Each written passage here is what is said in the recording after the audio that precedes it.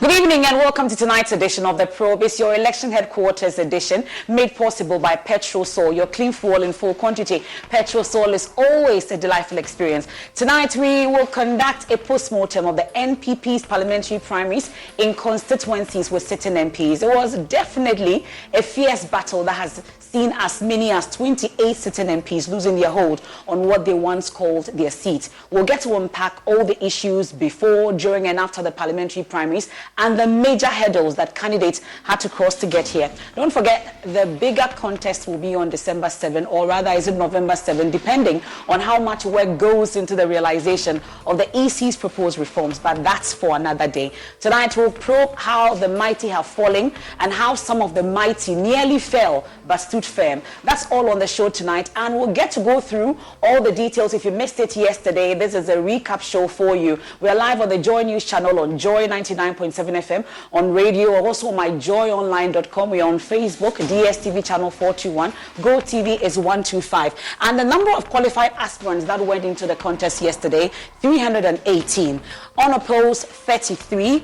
The number of cases in court is just one so far from what we're hearing. Also disqualified aspirants, 17 of them were disqualified. Those who stepped down, we had 4 of them. On hold, we're told about 3, but it appears that it's about 4. We know about Ikuapem South, we know about Mampong, we know about Binduri, and we're also hearing about Aguna West. We'll get into the details of that. And the candidates that were vetted is 376. So that's the number that went into the contest yesterday. Incumbent MP constituency, we had Sarah Adwoa-Safo. We know about the situation in Dom Kwabenya. Many of you are not surprised about that situation. Ablekuma North, Sheila Battles is out. Amasaman, we had Ekuya Owuswefi, Efrifa Mensa also out. In Tema Central, Eves Hansen Norte is out of the contest. So one of the casualties, we have Moses Enim Trobu, Tina Gifty na Ayele Mensa Wejagbawe. So this is the Greater Accra contest. This is what we are looking at in terms of the incumbent casualties. So let's go to the Ashanti region now. Atwima Mponua, that's what we call it. Isaac Kwame Esiama is out. Atwima Wabieja South, Emmanuel Eje Amre is out. Akwesi Dakwa Boateng Bosome Freho out of the contest. Akwesi Dako Boateng in Jabing, he lost. George Kwabena Obintechi Mansun Kwanta out. That's still in the Ashanti region. We have Emmanuel Akwesi Jemfi Odotobri in Team Augustine Collins, Offensu North, one that many are surprised about. And the biggest one many are so surprised about when it comes to the Ashanti region, Eugene Boache Entry, Subing, one of the men that led Ken Must Go contest in Parliament. He's out.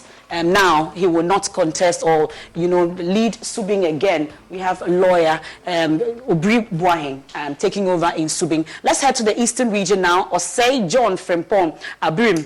Gifty Chumampo for Ebuakwa North out. Suhum Kwejua Sante is out. Kofi Ochria Jekum Fantiakwa South. Kwabena Amankwa Siama Fantiakwa North. So north and south, they've all booted out their MPs. We go to the eastern region. We're still in the eastern region. We go on. Yeah, let's go on. Now we have the central region. Elvis Morris Donko, Abura Asebu Kwamankese out. Bright Rekubrobe. Unfortunately, Himan Lowa Denchwa, the Deputy Employment, Labour and Relations Minister, many of us, our hearts are broken. Bright Rekubrobe is out. He's been booted out. In the northern region, Jabba John Benham Zabzugu is out. In the western region, Joseph Kujo, another surprising one. Efia. We also have Samuel Erickson Abaka Shama, also out. We head to another region. Okay, so these are the female faces. Unfortunately, we're hoping that we could get a number of females staying, but incumbent MPs who've lost. These are the faces. Wale, we have our gender minister out. Gifty Chumampofo, Ama Puma Boateng Jabing, Sheila Battles, my MP, Ablekuma North out. Sarah Adwoa-Safo, many not surprised about that. Dom Kwabenya out. So these are the faces. And Tina Gifty na Ayele Mensa, Deputy Health Minister, she's out. She's been replaced by Jerry Ahmed in the Wejagbawe constituency. So these are the faces. Now in Dom Kwabenya, at least you know them. We go on. Michael Okwe is now going, Okwe Jr. And Dr. Gideon Bwaku is joining us via Zoom. We'll get details from him shortly, how he did it. And ousted Dr. Frida Prempeh, Sanitation Minister. She replaced Cecilia Abinadapa. We have in Subing, so this is what it looks like. We've taken over Kofi Obri Yeboah. Meaning we do not even know so much. Is booted out Eugene Boache Entry. We've been talking about that. So yeah, we'll just go through the slides. Now another crack contest. Asensu Boache. he was able to stay in spite of all the challenges and the hurdles he faced. He's been able to retain that seat, and he will be facing that contest in December. Bantama. Now, which one are we going next to? Yeah, let's go. We go to Asante Achim Central. Well, this was a huge one also. Kwame Enyimadu fought that battle and won against Kofi Ofosu Nkansah and then Nana Ajiman Amponsa. Which other one? The other crack contest, Adansia Sokwa.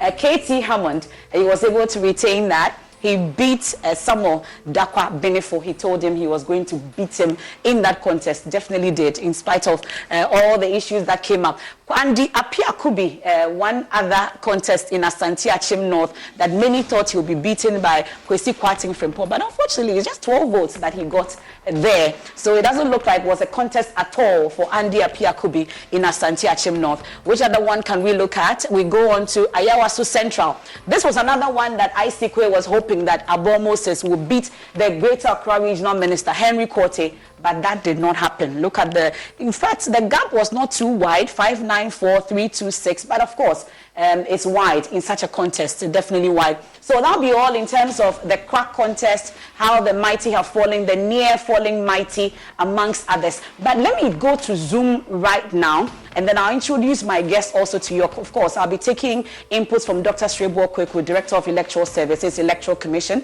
He will join us via phone. We'll touch base with Henry Nana Boakye, National Organizer of the NPP, currently in Kumasi for obvious reasons, because they are meeting the Ashanti Traditional Council tomorrow. We'll also have Dr. Rashid Rahman, Executive Director, Africa Center for Parliamentary Affairs, joining us via Zoom and taking inputs for Dr. Asa Sante. He's a Senior Political Science Lecturer at University of Ghana. He'll give us details. And in the studios tonight, we are privileged to have join us the President, Women in Politics Forum, Abuja, Nigeria, Ebere Ifendu. She's in the studios with us. She came to monitor this particular contest and thankfully will join us with what she found. Welcome to the studios. Thank you so much for having us. We also have Evans Nimako, Director of Elections of the NPP, accompanying her. He's in the studios with us. Evans, what a contest has been. Are you surprised at any? No, this is the victory for the New Patriotic Party. Okay, well, we'll get into it shortly. But let me stay on Zoom and find out if Dr. Gideon Boako joins us via Zoom. We understand he'll be jetting out of the country shortly, so we'll touch base with him. Thank you so much for joining us, Dr. Gideon Boako. Congratulations in order, I guess. You have to unmute. Sorry about that. Good evening. Thank you. How are you? I'm doing well. I should be asking you how you're doing a day after the victory. How are you feeling? I'm doing so well. I just got to Accra to meet the family, and it's all joy at home, and I'm happy. What did the trick? Is it the Bawumia factor? What exactly happened? How did you beat Frida Prempeh?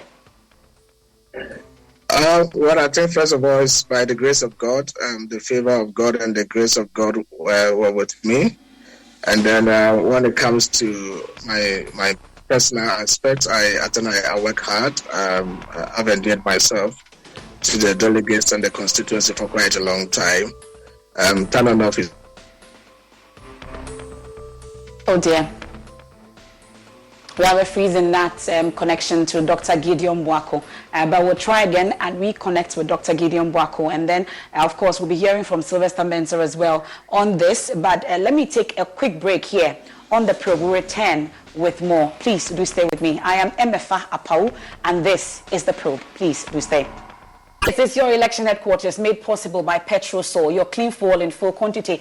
Petrosol is always a delightful experience, and it's a postmortem of the NPP parliamentary primaries that was held yesterday across the country in terms of areas where they have sitting MPs, and we're talking about the casualties. We've been hearing from one of the men that has already beaten a mighty one in Tano North, Dr. Gideon Boako. We'll get back to him shortly via Zoom. But let me bring in Dr. Srebo Kweku, who is Director of Electoral Services for the Electoral Commission, monitoring or supervising that particular election for the NPP yesterday. Dr. Srebo Kweku, thank you so much for joining us here on the probe. So it's, I would want to find out, at least in terms of supervision of this particular contest. How would you describe it? Thank you, Anita. Good evening, my sister, and good evening to your listeners and viewers. When it comes to elections and this, the party conduct the election under the supervision of the Electoral Commission. So we are tasked to supervise 104 constituency elections, and by the grace of God, we successfully completed 103 with a session of END where the final part was disrupted. So in the Yendi, it's good that you mentioned the issue about Yendi. What really happened when it comes to the Yendi situation, Dr. Srebo? According to our officers, they have finished sorting out. They have stacked them according to their candidates. So they were counting the first candidate ballot when some people rise into the seat and they started destroying the ballot papers. So is it the case that there was no declaration at the end of the day when it comes to the Yendi votes? Yes, so the feedback from the region is that we were not able to declare the results there.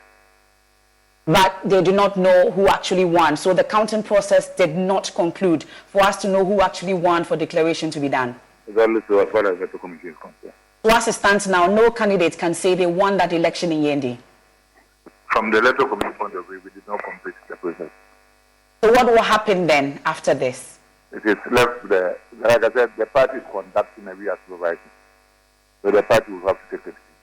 Okay. But generally, though, apart from the Yendi situation, do you have cause for concern when it comes to your supervision of the other constituencies? I think all the other places were smoothly run. And we had all the support from the party and the state delegates and the security services. So we didn't have any difficulty in declaring the results of the others. So on a scale of 0 to 10 or 1 to 10, how would you say in terms of your supervision and the conduct by the NPP itself, how would you rate yesterday's elections, you'd say? It's nice to compete one. The negative is 1 over 104. So technically you are more than 99% correct. So I think we are successful by more than 99%. Okay. Well, that's a good one, and you can hear Evans Nimako there giggling in the studios about that ratings that you've given in the NPP. We're grateful for your time, Dr. Srebo Kweku, for that assessment of yesterday's elections, and that's the Director of Electoral Services for the Electoral Commission, giving us their view on yesterday's elections. Dr. Gideon Wako will conclude with us via Zoom. Dr. Gideon Wako, I'm hoping we have a better connection to you now. You were telling me about what did the trick in terms of your beating Frida Prempeh in Tano North.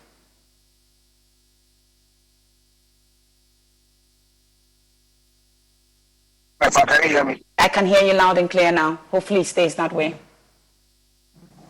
Yeah, I'm okay now. Hello?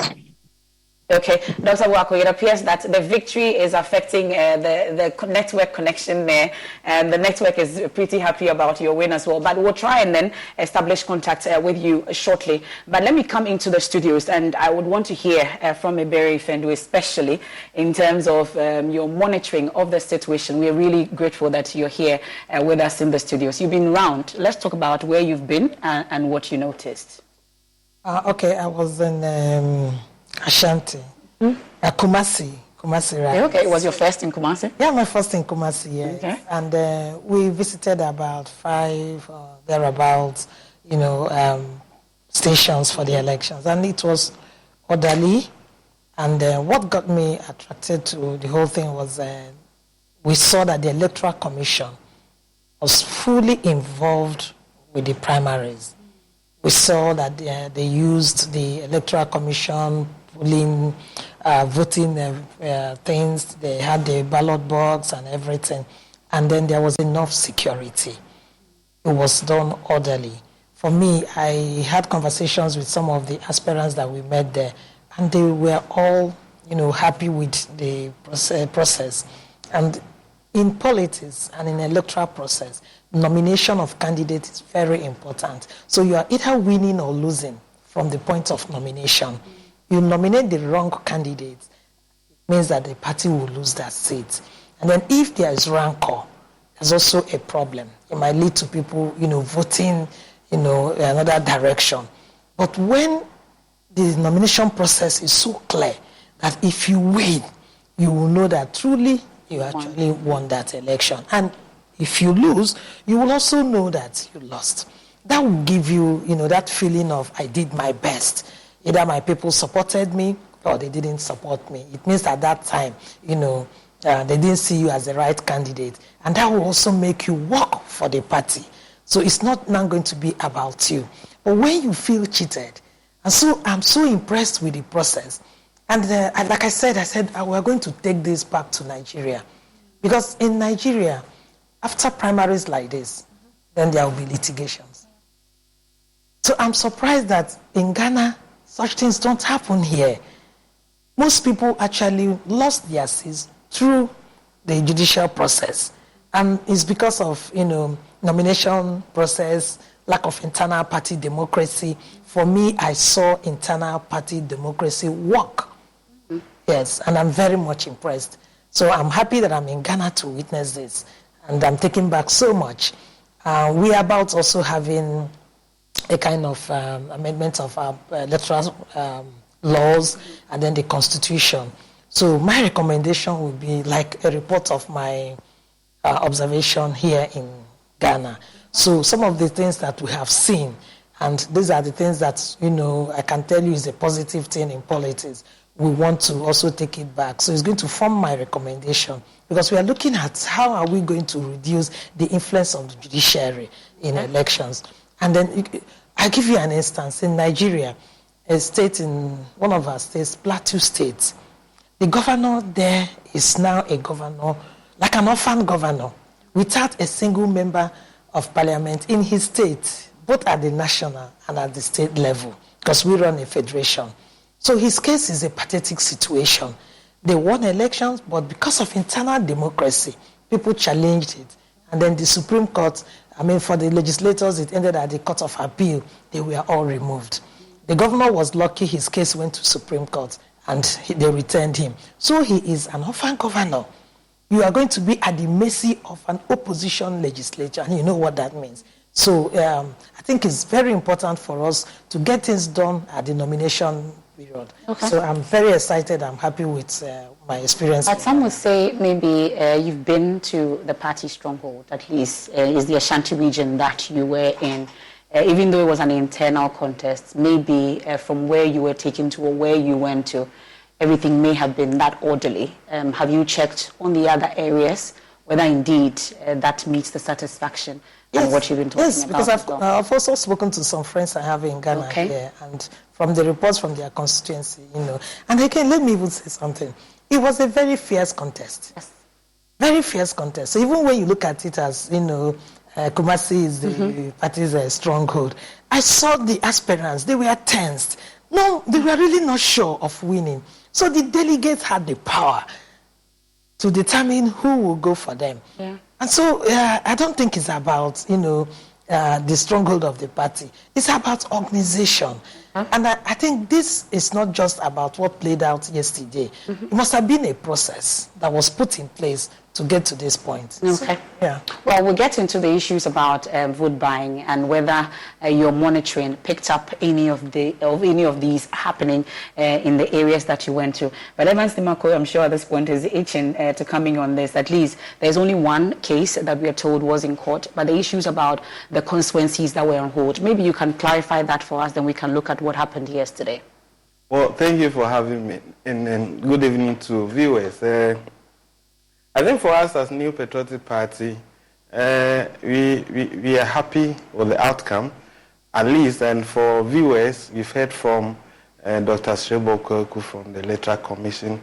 We've also heard from Barrister Iberi, a foreigner who went to Kumasi. If there was going to be any heated contestation, it was going to be in our stronghold. And as she said, this must be a process that really worked. We started this exercise when nomination was open. Everything has been very transparent. Aspirants will tell you that they were given all that they needed to have from the party's point of view. Registers were given. Delegates were assured that they were in there. Registers were verified by the constituency. We collaborated very well with the Electoral Commission and the Ghana Police Service. So we were not surprised with the outcome. But, as human as we are, there will be one or two casualties. So the party... As 28 casualties. No, I'm saying that in terms of the conduct of the exercise, you are mentioning other issues. In terms of people, certain MPs who could not make it at this stage, it's unfortunate, but this is New Patriotic Party, a very organized internal exercise. They are all pleased with the outcome. I've not, as I sit, heard from any one of the candidates who was not successful complaining about the whole conduct. So I am happy and confident that we are going to put ourselves together and work hard towards getting our presidential candidate, His Excellency Dr. Mahamudu Bawumia, winning December 7 presidential elections, as well as New Patriotic Party winning majority of the seats in Parliament in order to make government business in the House very successful, not to have the kind of Parliament we have now. And so we will continue to work together. This is the evidence of winning the major elections ahead of us. We are very focused. We know we have numbers across constituencies. And I want at this point to say that before the elections, the national chairman issued a goodwill message to the parliamentary candidates and the party at large. The general secretary issued protocols to party rank and file, both candidate and delegates. And the collaboration between the party and the EC worked very well. You, the media, covered almost every constituency that we had this exercise. And we are all seeing how it turned out. And it is because it is New Patriotic Party that is organizing it. And so maybe in future you will see other parties, maybe NDC, they won't give any better story to tell. But guidelines that we're giving ahead of the election, no campaigning on campaign day, issues about vote buying, you were not really clear on that. But at least our reports, at least you mentioned that the media was everywhere. Our reports about camping, at least it came up, there were allegations of camping on that day, especially in Ablekuma West, for instance, and the vote buying issues that came up. Is the party concerned? Well, I mean, at this point, I'll crave your indulgence. You shouldn't hear one side of the story and conclude. The definition of Political Party Act is very clear on it. Treating is not, it's illegal. And so if it happened, it might be reported. I'm aware of one case where an MMDC or an MC who had been nominated felt that giving some support to delegates, he didn't get what he wanted and was chasing after them. And then I'm aware also that the OSP is after him. So that's about it. In all constituencies that we had this exercise, there were regional executives and national executives, as well as the constituency elections committee. At the end of exercise like this, they're expected by the National Executive Committee to submit official reports. And these reports are collaborated by what we get from the EC and the Ghana Police Service. Okay. And so the NEC will wait to receive reports from these bodies, and then whatever action needs to be undertaken by leadership will be taken. So one such constituency will be Yendi. We'll be getting to it and what action. You heard the EC that the party would have to take that action. So Evans, will come to you on that. But let me go on Zoom, and we've been talking about some casualties. 28 of them at least have fallen. They are not going back to Parliament. And that's an issue of concern for at least political watchers in terms of what will happen. And we know some of them who are not contesting again. At least they didn't contest again. And what kind of Parliament will the 9th Parliament be is one of the issues of concern. Let me bring in Dr. Rashid Draman on this. But I'm told that we have a better connection to Dr. Gideon Boako. Maybe we'll try one last time and see if we can get that victory message from Dr. Gideon Boako. Then I'll come to you, Dr. Rashid Draman. Dr. Gideon Boako, I bet we have a better connection to you. I was asking if it was the Bawumia factor that did the trick for you. No, I can't say that. Like I said, I went into the elections very well prepared, and I worked for it. I had a very solid team also at the constituency who were even working for me at the time that I was not around because of work in Accra. But I must say that, yes, the grace of God was with me, but this is something I've also worked on very hardly by myself, by my team, and all those who helped me. It will interest you to know that I went into this contest And about the 85 campaign team members I had, all of them were delegates who were moving crisscrossing the constituency. And I had a team of dedicated young people who were ready, battle ready to cause a change in Tanonof because they felt there needed to be a change in the NPP parliamentary elections in the constituency. So it's not just by myself, but I must say, I really, really salute the gallant young people and elders of the constituency who believed in me, had trust in me, loved me, had confidence in me, and showed commitment towards this good cause. So it has nothing to do with the office I work with. In any case, Okay. the government MP I was seated is the cabinet minister. So if there's anything, she's the one who should have leveraged such advantages. But I think it's by hard work. We worked so hard and we were able to secure the victory. Has Frida reached out to you already? And the concern now is going forward, how you're both going to work together to retain that seat for your party. She has not reached out to me yet, but I'm sure. But have you reached out? I haven't done so also. I left the constituency this morning and came to Accra this evening. I got to Accra in an hour time. Okay. And I'm sure if they haven't reached out to me today, it's so much of a problem. Let's give ourselves some time and some latitude to take some respite. So I'm sure in the coming days, both of us will speak. Either I reach out to her first or she reaches out to me. But whichever way it is, I understand that beyond the competition, there ought to be cooperation. And we have to come together to work hard to increase the votes in the constituency. And more importantly, Okay. All right. I think that'll be all for Dr. Gideon Boako. At least he's actually mentioned at least he's going to reach out to Frida Prempeh amongst others. We've also tried reaching out to her, but it's been difficult so far. But Dr. Rashid Dramani, you're on Zoom with us as well. So we've been talking about the names. I'm sure already we've compiled the list. We got 28 at the last count, including Joa Safo, and we have Eugene Boachienchi, Tina Mensah, a number of them and that have fallen already. And we have some new entrants coming in. You've been looking at the list and the old guards also that did not contest. Already looking ahead into the 9th Parliament, are you happy with how it's going to look like in terms of the dynamics and how everything is going to play out in the 9th Parliament? I'm not happy.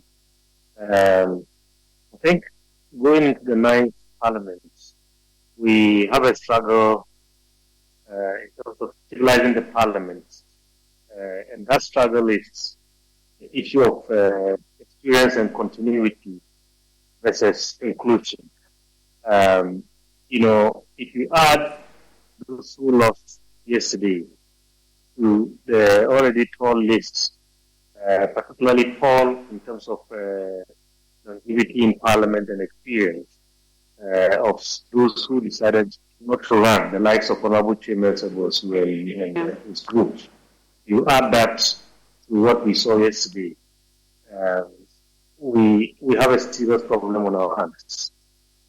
On the one hand, we want to see a solution. We want to make sure that different voices take part in our democratic process, take part in Parliament. At the same time, you want to make sure that you don't sacrifice experience and longevity in Parliament for just simply the issue of inclusion, particularly in our republic where not many people get prepared before we come to Parliament. And today, I think we all agree the kind of challenges that our country faces, as well as the nature of democracy today, the nature of the global issues that people in leadership have to deal with. That is not for everyone. We need people who are prepared. So, come January 2025, I think the 9th Parliament is going to be the night of a lot of experienced hands. And some may say, well, we'll have fresh minds coming in. But let me state this. We need fresh minds. No, we need fresh prepared minds. Otherwise, you are going to have a situation where, you get people in there, particularly also because of the kind of system that we run in Parliament. They get, a kind of induction when they come in. But usually this induction is just a 3-day kind of event. And after that, they have to learn through the ropes. And, the position where we are as a country, I think this is not the time to be playing with very important issues like who goes to Parliament and who makes decisions on behalf of all of us. And let me state, when I've been listening to the discussion for a while now, and I've heard the issue of monetization, the issue of vote buying. We can deny it anyhow we want, but this is now an open secret.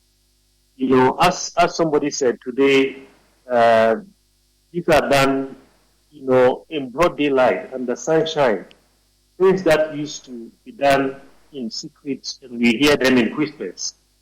Today, people are bold enough to say, "I paid this, and this person also paid, but he paid more."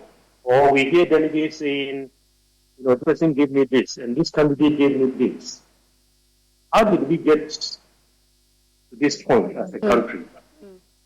We are destroying our democracy, and what it means is that going forward and very soon, people who have very serious contributions to make in our country would need to be denied the opportunity. Well, it appears that but it looks like it's become normal. We've normalized it to the extent that when we ask for evidence, nobody comes up with that kind of evidence. You hear delegates say that this person paid that. The OSP in the last election put some names on wanted lists. Up until now, nobody has been punished for that. Why then won't it become the case of the highest bidder goes to Parliament? Indeed, and that is what is quite worrying. Because you and I, maybe at one point, might want to go to Parliament, but do we have the size of the wallet that is needed to build a war chest? And then the second issue, I think I got disturbed about is the fact that the party did not protect its women candidates, women MPs. Thank you. The Honorable, the Director of Elections for the MPP is sitting there. Maybe you should put that question to him. I mean, why did they sacrifice all these women and just let them out into the open and put them, without any protection? And already we are crying. We have 14 out of 275 women. Which are gone. Come elections, the rest that are left in Parliament, most of them are likely to lose. If we go by the trends from previous elections, we are not careful. We wake up in January, we are going to have less than the current 15 or so % that we have. Okay. Yet the IPU, the Interparliamentary Union, the CPA, the Commonwealth Parliamentary Association, now is on the neck. These organizations are on the necks of all parliaments around the world. By 2040, if you don't have parity, you can't come and sit at the table and make decisions in the world affairs of Parliament. You can only show up and sit there as an observer. And if this trend continues where we don't protect our women, we are going to very soon be an observer when it comes to the world of politics. Okay. And I think, yes. We'll have to leave it here for now, Dr. Rashid Draman, and I'm sure that these are conversations that we'll have going forward, looking at the list that we've brought in. Dr. Asante also joins us on the phone. At least he's been watching this election as well, political watcher. And Evans has noted this particular issue about the women and the protection, and I'm sure Barrister Berry will also have an input on that. But Dr. Asante, this is an election that you've been watching and monitoring as well yesterday. Any particular surprises for you in terms of the names that have come up, those who won and those who lost? Good evening, MFA. Good evening, Doc. I'm not surprised about the kind of event. I was expecting a thing of that nature, where we actually want some of these people to leave Parliament because the people want them out. They believe that they have outlived their usefulness. They have not been able to address their concerns for them. Which constituency, for instance, are you referring to? You have heard from the political system that some constituencies, they said that, this person must go. We don't need this person or that person. Take, for instance, Adwoa Safo. I was not surprised that he lost. Because as an MP, you represent the views, the interests of your party. And you will also represent the interests and views of your constituents in Parliament. And you will serve as a link between your people and government. This role, in the last 2 years or so, we did not see Madam playing this role effectively. In other words, he left her people. When the party needed her support in terms of voting, he was nowhere to be found. Only we find him on the internet dancing to tunes and TikToking and whatnot. Was very responsible on the part of Madam Amansi. All right, because then you left the constituents without any representation, and you also left the party without any support. Obviously, they are not going to put you in Parliament again. So I was surprised that you got the courage to go and then show herself that you wanted to contest. If I were I wouldn't have taken that position that well. He has the right to take that back. The good news is that the people of Domefa Ebenya have shown to the world that they will not countenance anything short of the service that they require from their leaders. And for me, that was very refreshing. They did exactly that. And that going forward, anybody giving the power to serve, you need to be able to dedicate yourself to the service of people as well as your party and your government. If you forget about these things, you'll be shown the exit. Others who also lost, like the Subing MP, all right, I was not surprised. You weren't? He was fighting a good cause. Okay. But you realize that the political actors, a lot were against him. It's unfortunate. So definitely, a system will be put in place to get you out. That aside, if we're taking such a duty or a tax, you need to also put your house in order. If you look at the constituency, for your people to vote against you, obviously there are a number of things that you were not able to deliver to them. And based on that, it will form part of the opinion of keeping you out.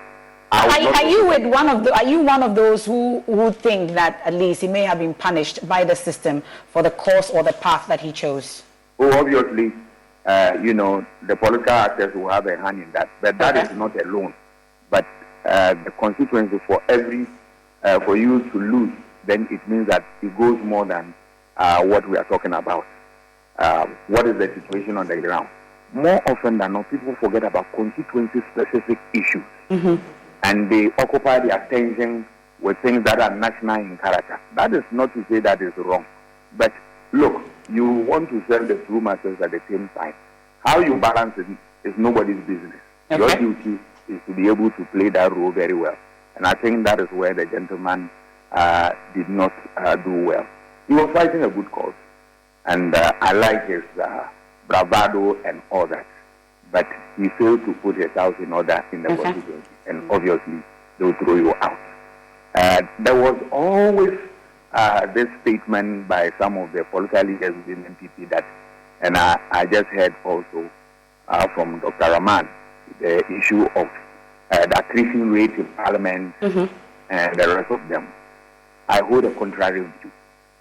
yes, anybody put in parliament will learn the ropes, and in no time he will become the best for his party or her party and the state. All right, so if all the time, yes, if we are lucky to have experienced people maintain at all times, fine. But look, nobody can decide to the constituents who they want them to represent them in parliament. Okay. So we will continue to change them. And I expect, and I also trust parliament. Parliament always have what? The socializing, serve as a socializing agency, and be able to inculcate values, give them training, and in no time, they rise up to the occasion. You recall the time of D.H. Mensah, Abraham Osedu, and all that. Where was Mr. K. Mensah? He was just a backbencher. But in no time, the gentleman learned the rules. He became a source of many. And his work is there for the world to see. So I believe that anybody given the opportunity to be in parliament, in no time, if he is serious, you learn the rules. And become the best. But I want the changes to continue unabated. That any MP who does not perform, we should throw the person out without any, fear or favor. That is the way to go. So that once you go there, you remember that people put you there. You serve our interests. If not, you can come and then tell us any cock and bull or we'll throw you out. Then the issue of monetization and all that. Briefly on that. As a big problem. And there is no problem that we cannot solve. But unfortunately, for my country, we are not ready to solve this problem. The political actors are so hypocritical that they always play us as if this thing doesn't happen. They hide behind, giving transport to people. They define it in all manner of terms, just to throw that into our eyes that, it doesn't happen, where is the evidence and all that. But I tell you, from where I sit, the political actors are not ready to deal with this problem. But I can tell you without your contradiction that if you go on this call, a time will come, look, messages will not be anything for any voter. You rather consider man, and that is where we'll lose it. But people like us will continue to speak against it because once we get there, then we don't have a democracy. You know how far we have come and how much we have sacrificed for the survival of this democracy. We will continue the advocacy and make sure that people will listen to messages, and then the one that resonates with them, they vote for those people. Rather than taking money. Dr. Asante, we'll have to leave it here. We're indeed grateful. But before you leave, it looks like Evans Nimako wants to put in something, a reaction briefly at least. There were a lot of things that you said that I saw him nodding and wanting to coming on, especially the issue about the system punishing Eugene Boachientry, for instance, and the issue about monetization. Maybe briefly before he leaves. Yeah, so good evening, and I'm happy to hear from you. I'm happy that you disagreed with Dr. Dramani, so I'm also right to disagree with you. The system mechanism the party put in place, there was no arrangement in whichever constituency to favor any particular candidate. In the case of Sudan, there were 4 candidates. I'm surprised that you want to base your argument on the fact that because of a certain agenda that he was pushing, that caused.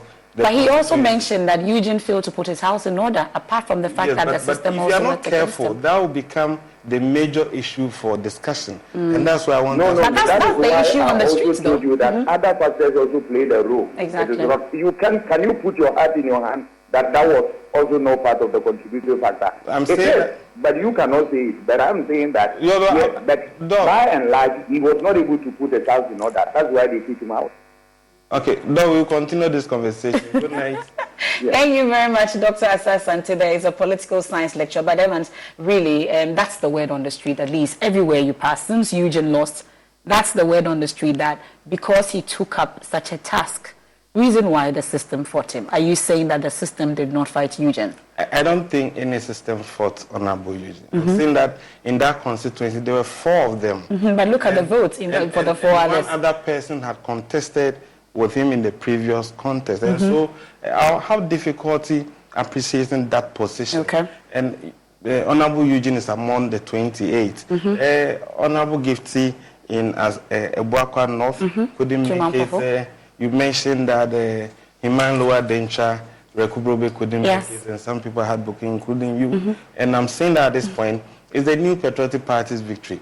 I'm saying that our candidates who were able to garner some level of support should appreciate the constituency and realize that it will take all of them to work hand in hand for us to win. And so I'll plead with them to speak little, engage more, and work towards devising an arrangement that will get us there. And it will surprise you also to know that some women now were also able to remove some men. In the case of Trobo constituency, Honorable Moses Enim lost to Gloria, and in Ablekuma North, Sheila lost to another woman. So, yeah. Yes, it is not exciting looking at the numbers we have.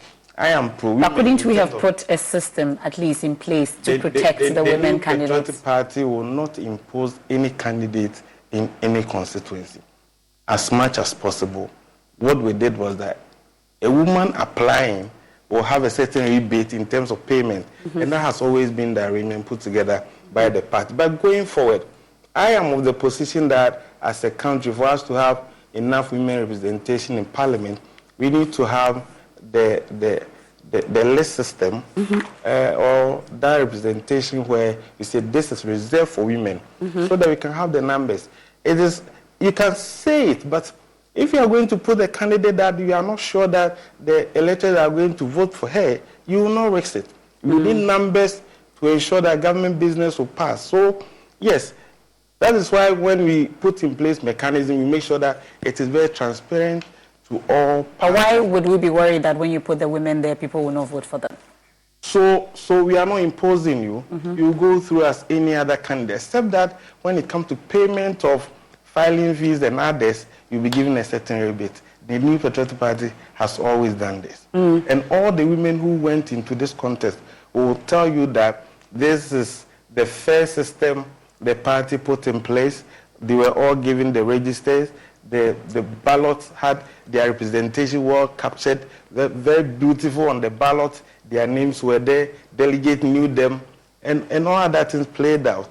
That's not enough, and I'm sure Barrister Berry would want to come in on this, because Women in Politics Forum definitely should be concerned about the female casualties in this particular contest, and the fact that in Parliament we don't have enough women already. We've been drumming this in. I'm sure you're concerned about this. Yeah, I'm very much concerned. For me, it's not about NPP as a political party. It's the problem that we have across Africa, and I think it's something that the people of Ghana should look into. We need a parliament that will be able to pass the affirmative action law. It's now so clear that it's not what we are going to allow the political parties to decide. There has to be a legislation. There has to be a change in constitution that will talk about affirmative action, that will talk about special seats for women. I'll just give you an example of what happened in Sierra Leone. If prior to their elections, they had just about 18 women in parliament. But a few months to the election, their Gender and Equal Opportunities Law was passed. And that helped women to come up.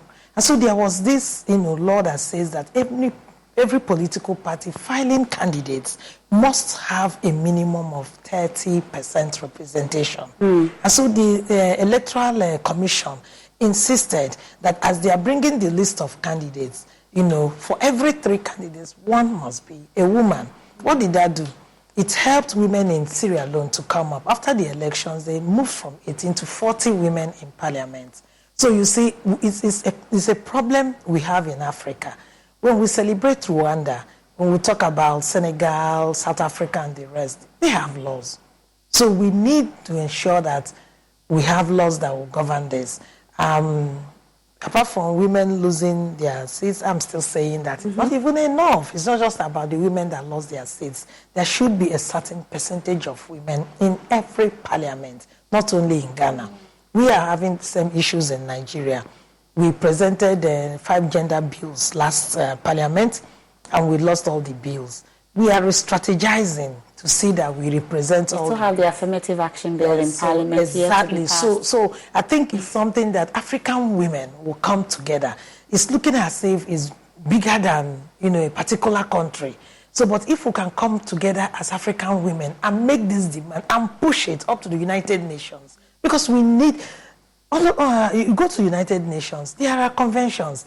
I'm sure Ghana is a signatory, just like Nigeria. But why is it difficult for it to be domesticated? So it's something that will, look for a more positive way to push it. And then let there be laws that will guide women. I'm happy that MPP is giving some kind of concession to women, but I'm saying it's not enough. It is not a problem of the party. It's actually a problem of the system. And so we need, legislation to do that for us. Hopefully. But I was asking you earlier about the constituencies that were put on hold and whether there's a decision, at least we've finished the elections. What then happens? Is it 3 constituencies? Is it 4? What exactly? Or how many constituencies exactly were put on hold, and what's their fate going forward? Okay, so we are going to have this contest in 104 constituencies. 3 of them went to court. Mampong, Agona West constituency went to court, and then Binduri. Binduri was supposed to be acclamation, but then it was still put on hold. Then we had Kapim South because Honorable Obiama withdrew from the contest, but then there was a petition from the regional and constituency party. No MC, regional and constituency party wrote to national headquarters. And if you look at our constitution, it says that for you to become a candidate for a constituency, you need to satisfy the constituency party, regional party, and national party. So if there's a petition from the 2, it makes sense that national party gives it a certain attention. And we are just down with it. The National Chairman General Secretary is going to receive a report from officers who went round, after which the session will be taken. We will also be waiting. But the MC asked that he wants to be part of the election, knowing that now the MP for the area, at least Obiamwa, was not contesting again. What's the fate of that MC? Is he going to be allowed to contest? Should we start that particular race? So the issue put up by the General Secretary's communication was that because of the petition received from the constituency and the regional party. And so it doesn't have to do with what the MC wrote. So when the National Executive Committee meets, I think the National Chairman will then communicate. And we are doing this to ensure that even though we are not in a rush, the New Patriotic Party is focused in winning by making sure that everybody is on board. That's why at this stage we are urging our candidates who were able to obtain higher numbers from the delegates to invite all those who went into the contest with them to ensure that we're able to reconcile and go into elections 2024 with a united front and beat the NDC to it. Meanwhile, Yendi, you did not address the issue about Yendi. We've had both of them saying their winners. We had Dr. Srebo Kweku. The report he received from his regional director is that they were not able to conclude. We are yet to receive reports from the national officer and the regional party and the constituency party. We collaborate that with what we get from the police and the EC. And that will inform the party. What then will you say to the candidates then? Both of them are holding themselves up, saying that they've won that election, even though the EC has not officially declared. They must all respect the protocols given by the party through the General Secretary. They must respect the party's constitution and the guidelines that were put out by the National Executive Committee. Okay. Well, let me bring in briefly before we wrap up Sylvester Tete, Botiano, English Yamanfro. It was such a tight race, but he definitely came out victorious. Sylvester Tete, thank you so much for joining us here on the probe as we wrap up. Really, definitely must have been a very tight race for you in Botiano, English Yamanfro. What worked? Thank you very much, my dear sister. Thank you very much.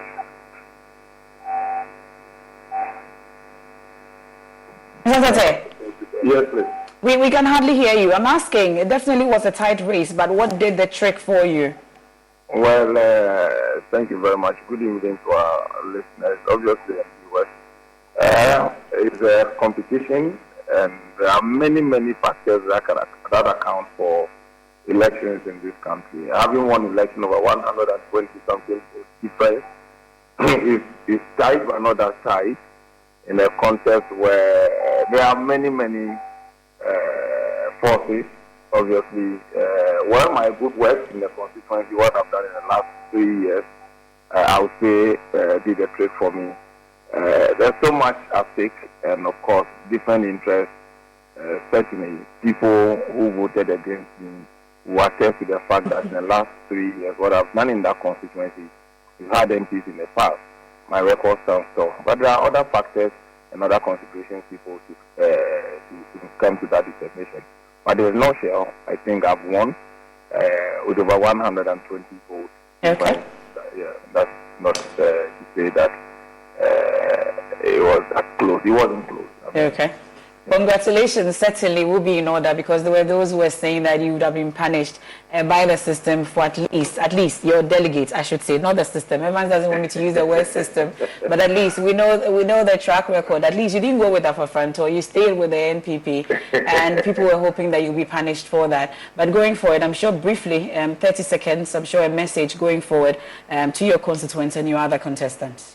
Well, what it means is that today my closest contender called to congratulate me today. Okay. And I shared with the vision for the party that all of us have a responsibility to come together and work for the party. Okay. The way to lead the party into victory. And I don't think that should be lost on her at this moment.